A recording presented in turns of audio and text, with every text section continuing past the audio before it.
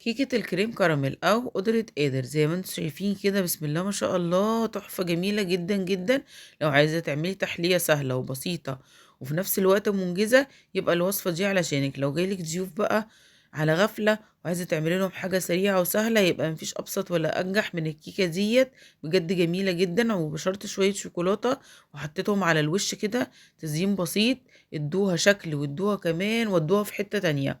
بألف هنا وشفا. بجد بجد كل اللي أكل منها مطرح ما يسري يملي يا رب. عجبته جدا جدا. وتعالوا نعملها بكل سهولة وبكل بساطة. بصوا بسم الله ما شاء الله، بعد ما قطعناها هوريكم القطعة بتاعتها. بصوا جميلة ازاي. بجد بجد ممكن تكون بديل يعني لقطع الجاتوه كده. لو انت عايزة تعملي حاجة تشرفك وفي نفس الوقت ما تكونش مكلفة وما تكونش هتاخد معاكي وقت ولا مكونات كتير في التحضير علشان تنجزيها. جبت هنا عندي اول حاجة نص لتر حليب. ضفته كده زي ما انتم شايفينه في الحلة اللي قدام حضراتكم دي، وبعد كده حطيت عليه باكت كريم كراميل ودوبتهم كده على البارد. وبعد كده هنرفعهم على النار. طبعا لو عايزة تضيفي سكر ممكن تضيفي معلقتين كده سكر، مش عايزة خلاص براحتك. وقلبي كده لحد ما القوام هو القوام مش بيتقل قوي يعني، بس بتحسوه ان هو ابتدى يبقى سميك شوية. بعد كده جبت بقى الباكت بتاع الصوص اللي بتاع الكريم كراميل اللي بيبقى في قلب الباودر، وضفته في قلب القالب اللي انا هحط فيه الكريم كراميل بتاعي والكيكه. هنا بقى القوام بتاعي غلي وبكبك كده، ورحت جايه صباه في قلب القالب اللي احنا هنعمل فيه الكيكه بتاعتنا. هنسيبه لحد ما يهدى كده، وبعد كده ندخله التلاجة علشان يتماسك. احنا طبعا مش هنصب عليه الكيكه إلا لما يكون تماسك كويس. بعد كده جبت عندي كوبايه ونص دقيق، ونخلتهم كويس وحطيت عليهم ربع كوبايه اللهم صل على النبي كاكاو خام. حطيت معلقة كبيرة بيكنج باودر، وقلبت كده على بعض الحاجات ديت او المكونات الجافة. بعد كده جبت الخلاط حطيت فيه نص كوباية زيت وكوباية الا ربع سكر وبيضتين مع ربع معلقة فانيليا ورشة ملح وربع كوباية حليب برضو. وهنضربهم في الخلاط كويس جدا لحد ما القوام يفتح ويبقى كريمي كده.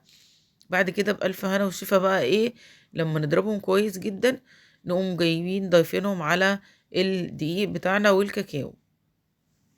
طبعا هنضيف الدقيق والكاكاو، وبعد كده هنعمل اللي هو المية السخنة المغلية اللي هنضيفها على الخليط بتاعنا علشان يبقى القوام بتاعه يعني القوام بتاع الكيك يبقى فادج. بيساعد قوي على ان الكيك بتاعي يبقى هش وفادج كده ومسامه مش واسعة. بألف هنا وشفا.